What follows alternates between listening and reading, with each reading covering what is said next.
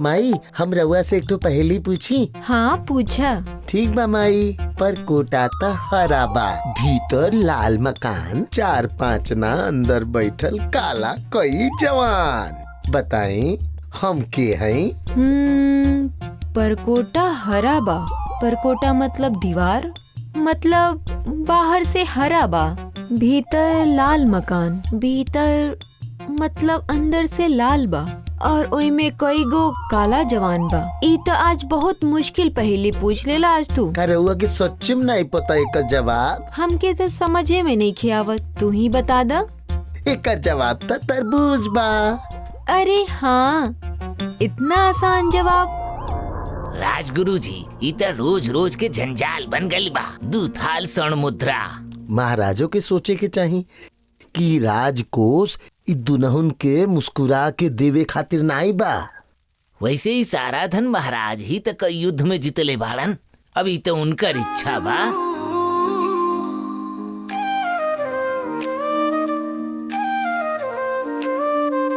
राजगुरु शुरू कर गई ले, खुद के अब फंसा पईले। अरे हाँ, ओ का भइल और गुप्तचरवा के रउआ कहत रहनी कि उ निपुण बा, फिर का कइलसु? राजगुरु जी, गुप्तचर का कार्य आसान ना होला, समय लगेला। समय लगेला? अरे उ 2 बकलोलवन के देखा कैसे प्रश्नवन के उत्तर दे देवेले एक बल में। उत्तरों में प्रश्न, प्रश्नों में उत्तर। आपन गुप्तचरवन के भेजा उ दुनहुन के पास।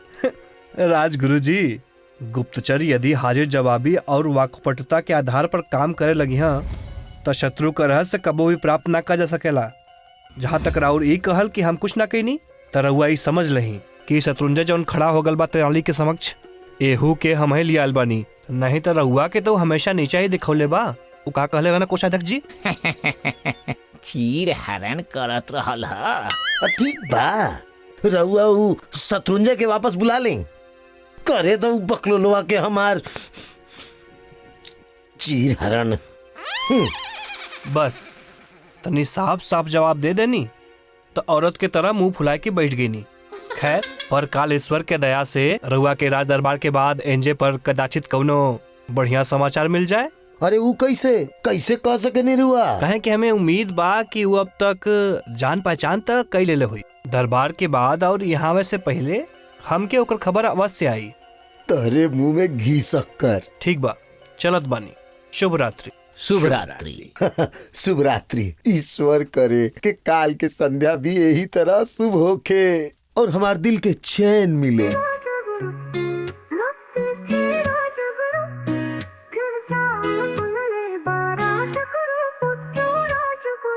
ना सुधरी राजगुरु, ना सीखी राजगुरु। महाराज, आज प्रातः राज्य सुरक्षा सचिव तो आई रहलन, कुछ जानकारी रहला उनके? ना, उनके स्वतंत्र रूप में केहू के गुप्त जानकारी लेवे के अधिकार नहीं खे।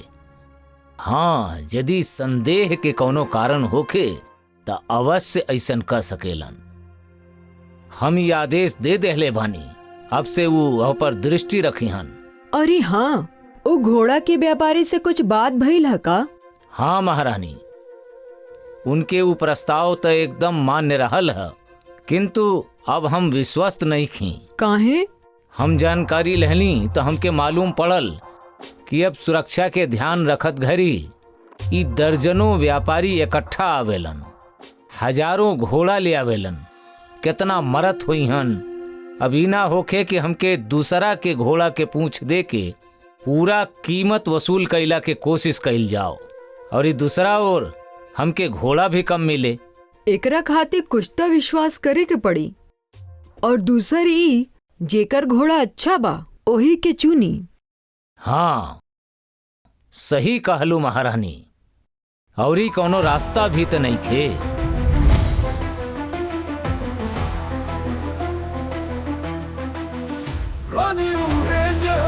सलाहकार नीति पर करे जे विचार, हर समस्या के हल निकाले, न्याय से अरे तोहरा भाई के सब्जी बेचे ही ना आवत रहला, ऊ ना आवाज लगावत रहे और ना फेरी लगावत रहे। ऐसे कोनो थोड़ी सामान बिकेला। अरे अब बिल्कुल ठीक कहानी है रहुआ। इतना सुबेरे कहाँ चल देनी? दरबार में तो समय बा अभी। हम अपना छुट्टी के प्रार्थना पत्र देवे जा रहल बानी।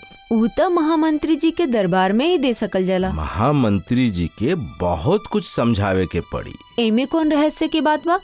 महामंत्री जी हमारी 2 दिन के छुट्टी के बाद आज केहू के ना बताएं। का कह रहल बानी जरा सुनी ता। लेकिन प्रश्न के उत्तर के दी? प्रार्थना पत्र में लिख देले बानी कि राजगुरु जी सबसे वरिष्ठ बानी और उन्हें के देही शत्रुंजय के उत्तर। फिर ठीक बा। हाँ, राजगुरु प्रश्न के उत्तर देवे में सक्षम बानी और बहुत बुद्धिमान भी बानी, इहो ठीक बा। इस बार तुम left, das war left, Sabat das Sabat जबरदस्त फसल राजगुरु, घन घोर फसल राजगुरु। ता आज के यात्रा के तैयारी शुरू करतानी। काल समय से निकल चले के। हाँ? कब जा रहल बानी रहुआ सब? बस हमने के काल यहाँ से निकल जाएम। और फिर आइब कब? बस 2-3 दिन तक। ओ अच्छा जी, नमस्कार।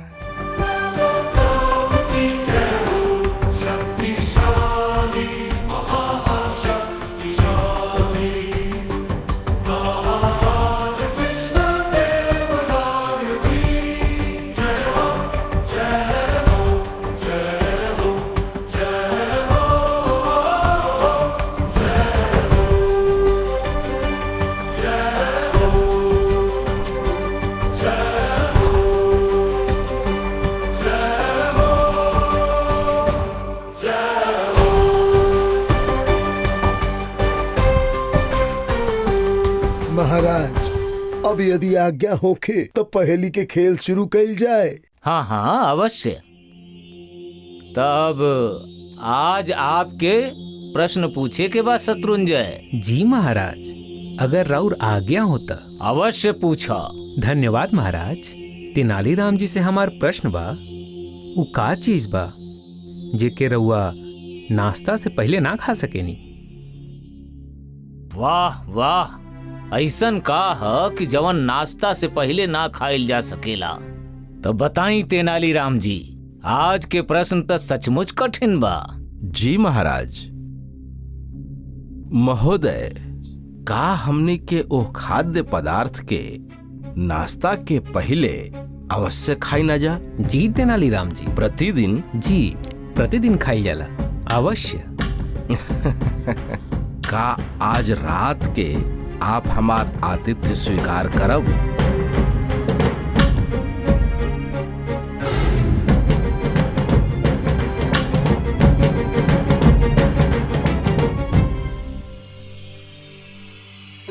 बहुत खूब, बहुत खूब।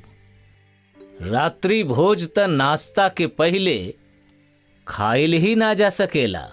वाह, जैसन सुंदर प्रश्न वैसे सुंदर ढंग से दिहल गईल उत्तर।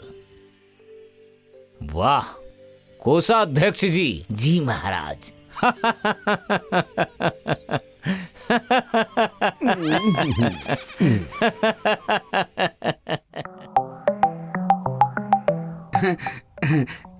नमस्कार बीबी जी। ई भिंडी कैसे बा? जी 10 रुपया शेर। महंगा बा। का महंगा बाटे? अगर होखबो करी त रउआ लोग के का फर्क पड़त बाटे? रउआ लोगन बानी अमीर लोग, और तनी बेसी खर्च कर दी त ई गरीब के गृहस्थी ठीक से चल जाई। ठीक बा, ठीक बा। अब तू ऐसन बात कइले बड़ा कि भाव ताव करे के गुंजाइश ही खत्म हो गइल बा। बहुत समझदार बानी रउआ। हालांकि औरत लोग का कहला? कुछो ना जी, कुछो ना, कुछो ना। हम कहत रहनी कि सब औरत इतना समझदार ना होखेनी। रउआ तब बड़ा समझदार लागे नी।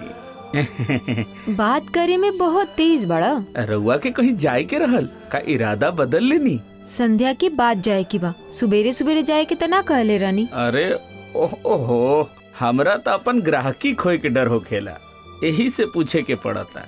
हाँ ई तो होला, एके उहे समझेला जेकरा डर होला।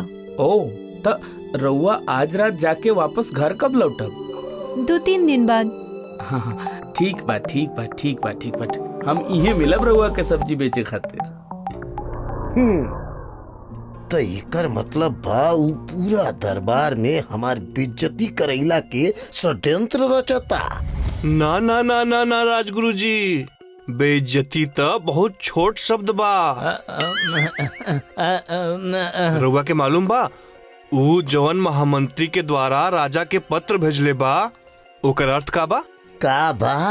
अर्थात महामंत्री उ पत्र भरे दरबार में पढ़ के सुनाई हाँ, और वो पत्र में लिखल हुई कि शत्रुंजय के प्रश्न के उत्तर देवे में राजगुरु उपयुक्त बाने, सक्षम बाना, कहे से कि उ बुद्धिमान हुआ। फिर आप कैसी वो के प्रश्न के उत्तर देवे से बचेम? का बहाना बनाएम राजगुरु जी? हे भगवान, बकलोलवा ऐसन ऐसन दाव खेलेला कि बचला के मौके नहीं मिले।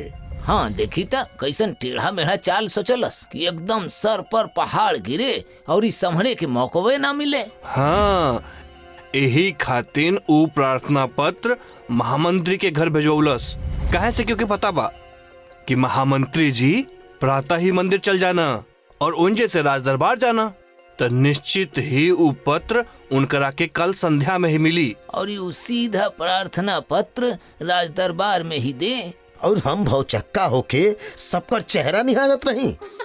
और रउआ शत्रुंजय के प्रश्न के उत्तर न देवे का बहाना न बना सकी।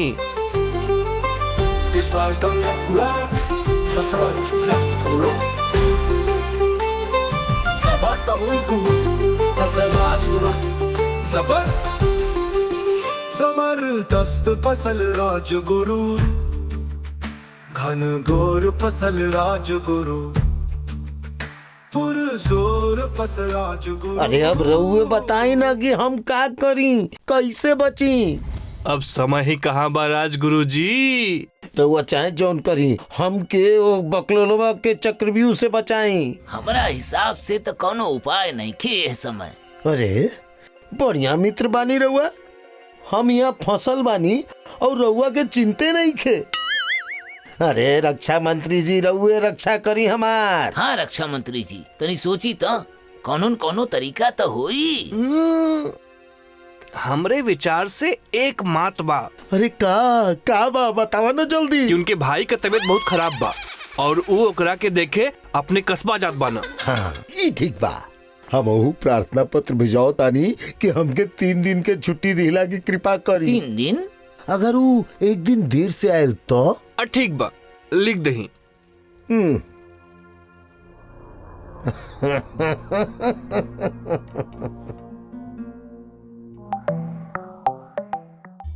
तू हमारे को आसान से पहेली बूझा। जी पूछी। पूंछ कटे त सीता, सिर कटे त मित्र, मध्य कटे त खोपड़ी, पहेली बड़ा विचित्र। सही कहानी रहुआ, पहली बात तो विचित्र। पूंछ कटे त सीता, सीता मित्र खोपड़ी में लाकर तो कोनो शब्द नहीं बनत। रहुए बताइए का जवाब। एकर जवाब है सियार। सियार कैसे? वो ऐसे कि पूंछ कटे त सीता, सियार में से र हटाओ त सिया, और इस सिर कटे त मित्र मतलब यार, और मध्य कटे त खोपड़ी। अगर हम बीच के शब्द हटाई त सियार के सिर बचेला, यही से सियार।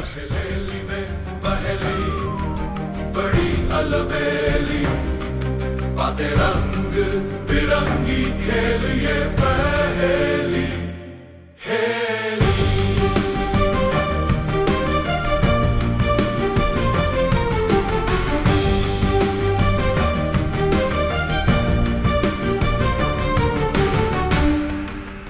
पहेली में पहेली। महाराज सवेरे सवेरे राजगुरु जी का संदेशा आयल, उनके भाई का तबीयत बहुत खराब बा और ऊ के देखे अपने कस्बा जात बाना। हम ईश्वर से प्रार्थना करब कि उनकर भाई के स्वास्थ्य जल्दी ठीक होके। जी महाराज। महाराज यदि आज्ञा होखे तो राज पुरोहित जी से प्रवचन सुनल जाए। अवश्य अवश्य, आई राज पुरोहित जी। जैसे आज्ञा महाराज। दुष्ट व्यक्ति काहे निंदा करे लगेला? दुष्ट व्यक्ति दूसरे के उन्नति के देख के जरेला, ऊ स्वयं उन्नति ना कर सकेला, यही खातिर ऊ निंदा करे लगेला। मोक्ष का मार्ग का बा? बुराई में मन के लगाई भी बंधन बा, और इन सब से मोह हटा लेवल ही मोक्ष का मार्ग दिखावेला। ए प्रकार ई मन ही बंधन चाहे मोक्ष दे वाला बा। देह का अभिमान कब गल जाला? परमात्मा का ज्ञान हो गईले पर देह का अभिमान गल जाला। तब मन जहां भी जाला ओकरा के ओंजे समाधि लग जाला। का कर्म कभी पीछा छोड़ेला? जैसे हजार गाय में भी बछड़ा अपने माई के पास ही जाला, ओही तरह कैल गैल कर्म कर्ता के पीछे पीछे ही जाला। विद्यार्थी विद्या कैसे प्राप्त करे? जैसे फावड़ा से खोद के भूमि से जल निकालल जाला, ऐसे ही सेवा करे वाला विद्यार्थी गुरु से विद्या प्राप्त करेला।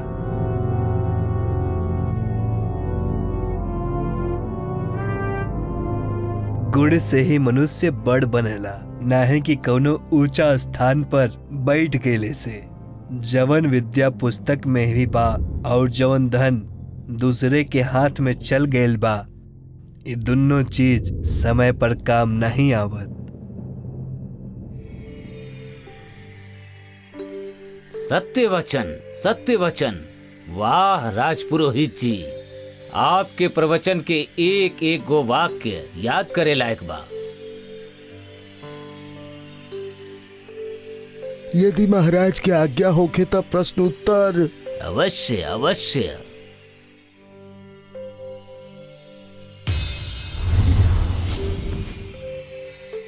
कोषाध्यक्ष जी, ये दुष्ट तो इहे बा, फिर एकरे बाहर जाए का सूचना? हैं?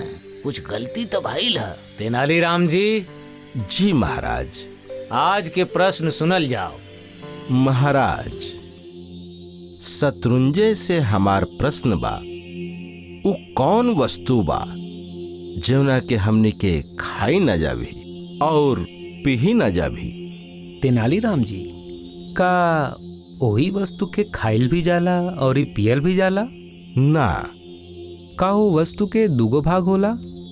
मतलब एक के खाइल जाला और दूसरा के पियल जाला? जी, इहे सच बा। वाह, ई उहे ह जवन दूष रहित जल बा, बन के साधन बा, फल एही में अमृत के वास बा। ऐसन नमस्कार जौन दूसरे के विपदा अपने सर ले लेला।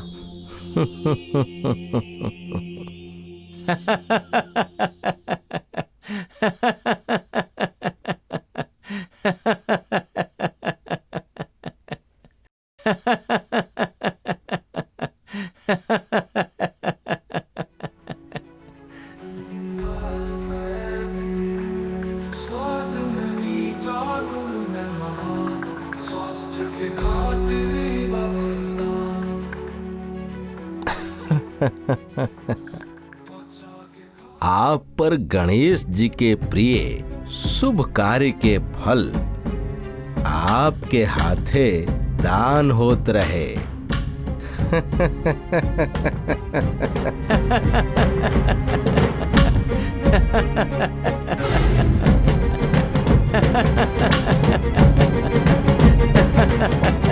वाह वाह, नारियल के गुण के कितना सुंदर ढंग से प्रस्तुत करनी है अपना उत्तर में। कोषाध्यक्ष जी। जी महाराज। ये दुष्ट गयल कहे नहीं, आज साझी का मालूम पड़ी।